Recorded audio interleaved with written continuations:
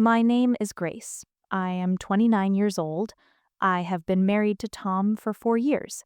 We have a baby daughter named Emma. She is 6 months old. Tom is a good husband. He works as an accountant. He comes home at 6 p.m. every day. He plays with Emma. He helps me cook dinner. He makes me laugh. I love him. I trust him. Or at least, I did.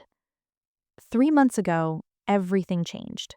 One Tuesday evening, Tom said, "Grace, I got a second job. I'll be working nights." I was surprised. Why? We're okay with money. He said, "I want to save more for Emma's future." I asked, "What kind of job? Where will you work?" He hesitated. "Just some evening work. I'll leave at 9 p.m. and come back around 2 a.m. "What kind of work?" I asked again. He looked away. "It's complicated to explain, but don't worry, I'll be safe." Something felt strange, but I trusted him. That night at 9 p.m., Tom left. The apartment felt quiet and empty. A small voice in my head whispered, "Why won't he tell me where he's going?" Every night after that, Tom left at 9 p.m. and came home at 2 a.m. Every night, he showered immediately when he got home. Then I started noticing things. One morning, I was doing laundry. I smelled Tom's shirt from the night before. Perfume. Women's perfume. Sweet and floral. Not mine. I don't wear perfume because it makes Emma sneeze. My heart stopped. Why does Tom's shirt smell like women's perfume? A few days later, I found a receipt in his jacket pocket from an expensive Italian restaurant. Dinner for two, $150. The date was last Thursday, the same night Tom said he was working. My hands shook. Who did he eat with? I felt sick. That evening, I wanted to ask Tom about the receipt, but I was afraid of what he might say. So I stayed quiet, but I started watching him carefully. He was always on his phone, texting, smiling at the screen. When I walked into the room, he quickly closed his phone. "Who are you texting?" I asked once. "Just work stuff," he said. But he looked nervous, guilty. One night, his phone buzzed while he was in the shower. I picked it up. A text message from a contact named Jay. It said, "Can't wait to see you tonight. Same time?" My heart shattered. Can't wait to see you tonight. Who was Jay? When Tom came out, he was smiling. He looked happy, excited. He kissed me and left. I sat on the couch holding Emma, crying quietly. Over the next week, more evidence appeared. Another receipt from a flower shop. 2 dozen roses, $85. Tom never bought me flowers. I also noticed Tom dressed better for his night shifts. He wore cologne. He styled his hair. My friend Lisa came over. She saw my red eyes. "Grace, what's wrong?" I told her everything. The perfume, the receipts, the texts. Lisa said gently, "Grace, it sounds like he might be cheating." I shook my head. "No, not Tom." But I didn't believe myself anymore. That night, I decided to follow him. I asked my neighbor to watch Emma. At 9 p.m., Tom left. I followed his car. He drove for 20 minutes to a quiet neighborhood. He parked in front of a small house with a blue door. He walked up to the door. It opened. He smiled and walked inside. I sat in my car staring at that blue door. My husband just walked into a stranger's house at 9 p.m. I felt like my world was ending. I waited 2 hours. Tom didn't come out. Finally, I drove home crying. Tom came home at 2 a.m. like always. He showered. He got into bed. I pretended to be asleep, but inside I was screaming. The next day, I looked through Tom's phone. I found Jay's number and searched it online. The name appeared, Jennifer Collins. I found her on social media. She was beautiful. Long dark hair, bright smile, around 30 years old. My heart sunk. This was Jay. This was the woman my husband was seeing every night. I looked at her photos. She looked happy. confident. Everything I wasn't anymore. I just had a baby. I had stretch marks, I was tired all the time, I barely wore makeup. Of course Tom wanted someone else, someone beautiful, someone exciting. I cried until I had no tears left. That evening, I couldn't even look at Tom.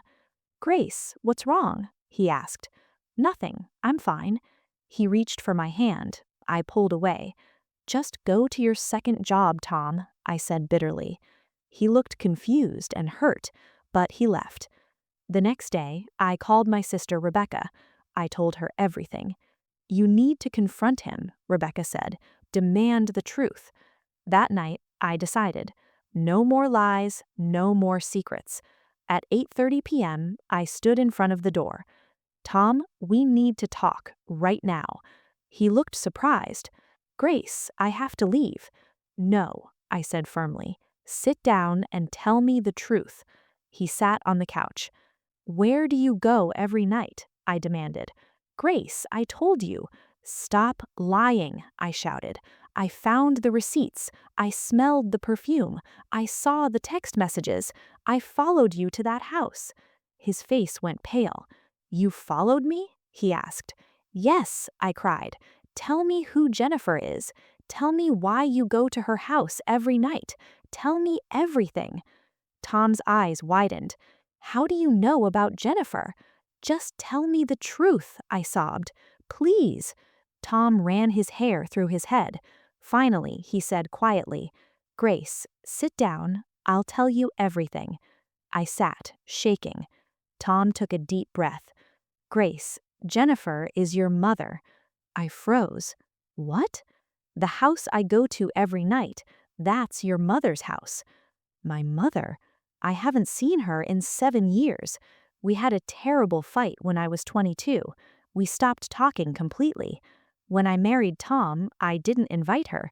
When Emma was born, I didn't call her. I cut her out of my life." Tom continued. "3 months ago, your mother contacted me. Grace, your mother is dying. She has stage 4 cancer. The doctors say she has maybe 2 or 3 months left." The room spun. "My mother is dying?" "She wanted to see you, to apologize, to meet Emma, but she was afraid to call you directly, so she asked me to visit her, to tell her about you and Emma. She just wanted to know about your life before she died." I stared at him. "So you've been visiting my mother every night?" He nodded. "Yes, I talk to her. I show her pictures of Emma. I tell her stories about you." "Why didn't you tell me?" Tom said gently, "Because I didn't want to force you to see her. I know how much she hurt you. I didn't want to pressure you." "But the perfume, the restaurant, the flowers." Tom explained. "The perfume is from the hospice nurse. The restaurant receipt was takeout. Your mother wanted her favorite pasta one last time. The flowers were for her room. And J in my phone, I saved her as J so you wouldn't see her full name." Every piece of evidence made sense now. I started crying. "I thought you were cheating. I thought you stopped loving me." "Never," Tom said. "Everything I did was for you." Tom pulled out his phone and opened a folder of videos. "I recorded everything. Every night I recorded your mother talking to you." He played one. My mother's face appeared. She looked thin and pale, but her eyes were warm. "Grace, my beautiful daughter, I know I hurt you. I said terrible things. I was foolish. I just want you to know I love you. I always loved you. Tom shows me pictures of Emma. She's beautiful. I wish I could hold her." The video ended. I was sobbing. "I was going to give you these after she passed," said Tom, "so you could have closure." I looked at him. This man who spent 3 months visiting my dying mother to protect my heart. "Tom, I'm so sorry." He hugged me. "It's okay." Can I still see her?" "Yes, she's waiting." We drove to the house with the blue door. When I walked in, I saw her. My mother. lying in a hospital bed, small and fragile. When she saw me, she cried, "Grace? I'm here, Mom. I'm here. I'm so sorry, Grace. I'm sorry, Mom. I love you." We talked for hours. We cried. We laughed. We remembered the good times. The next day, I brought Emma to meet her grandmother. Mom held her carefully and kissed her forehead. "She's perfect," Mom whispered. "Thank you." I visited my mother every day after that. We made up for lost time. 2 months later, my mother passed away peacefully. I was there, holding her hand. The last thing she said was, "I love you, Grace. Take care of your beautiful family." At her funeral, I held Tom's hand. "Thank you for bringing me back to her," I said. Tom squeezed my hand. That's what love is. Sometimes love means doing hard things to protect someone's heart. I realized Tom's love was deeper than I ever knew. He gave up his sleep for 3 months. He kept the secret even when I accused him of terrible things, all because he loved me. Now, when people ask about my husband, I smile. My husband is an accountant, but his real job is loving me better than I deserve. Some love is loud and obvious. Some love is quiet and hidden. My husband's love was a secret, a beautiful, heartbreaking secret, and it gave me the greatest gift, the chance to forgive my mother before she died. Thank you for listening to this story. If you liked it, please like the video, share it, and subscribe to the Story Reading in English channel. Your support helps more stories reach people like you. With every story, our English gets better and our hearts get stronger.